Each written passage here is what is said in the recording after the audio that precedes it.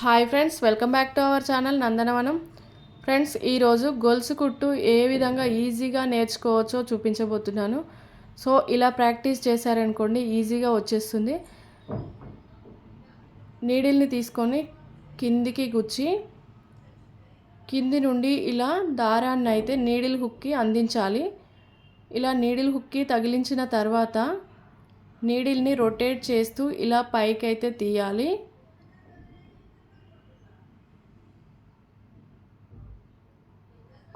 First ఒక డైరెక్షన్లో నేర్చుకోండి. మన వైపు నుండి ఆపోజిట్ వేలో కుడుతున్నట్లుగా నేర్చుకోండి.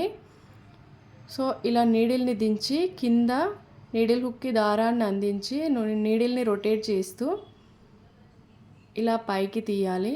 సేమ్ ఇలా కిందికి దించి నీడిల్ని బ్యాక్ రొటేట్ చేసి మళ్ళీ ముందుకు తీసుకెళ్ళాలి. నీడిల్ హుక్ అనేది బ్యాక్ వచ్చి మళ్ళీ సేమ్ డైరెక్షన్లోకి వెళ్ళాలన్నమాట నీడిల్ హుక్. సో ఇంతే అండి. సో ఇలా ప్రాక్టీస్ చేయండి. మన థంబ్ ఫింగర్ అండ్ అలానే 4 ఫింగర్ ఈ రెండింటితో నీడిల్ని రొటేట్ చేయాలి.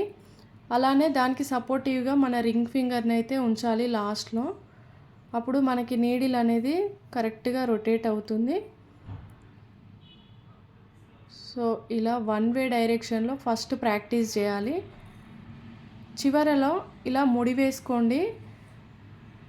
లేదు ముడి రాదు అని అనుకుంటే ఇంతకుముందు వీడియోలో చూపించిన విధంగా ఎక్స్ట్రాగా దారాన్ని కట్ చేసి ఆ దారాన్ని కిందికి లాగేసేయండి.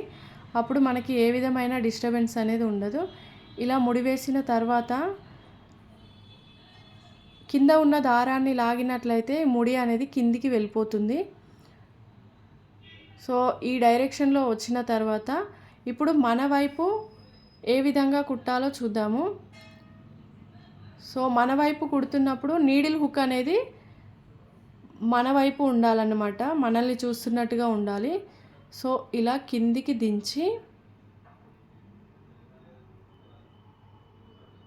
నీడిల్ని టర్న్ చేసి మళ్ళీ ముందుకు తీసుకురావాలి నీడిల్ హుక్ అనేది. సో మనం ఇది నేర్చుకునేటప్పుడు మనం ఫేస్ చేసే ప్రాబ్లమ్స్ ఏంటంటే దారం అనేది తొందరగా పైకి రాదన్నమాట ఒక్కొక్కసారి. ఎందుకంటే మనం కింద గట్టిగా పట్టుకోవడం వల్ల నీడిల్ని కూడా ఆపేస్తుంది అన్నమాట ఆ దారము. చూడండి, ఇప్పుడు నేను చూపిస్తాను. ఇలా కిందికి గుచ్చి మనం గట్టిగా పట్టుకున్నట్లయితే చూడండి నీడిల్ని కూడా పైకి రానివ్వదు. సో మనం ఎప్పుడైతే లూజ్గా వదిలేస్తామో బయటికి వచ్చేస్తుంది అన్నమాట.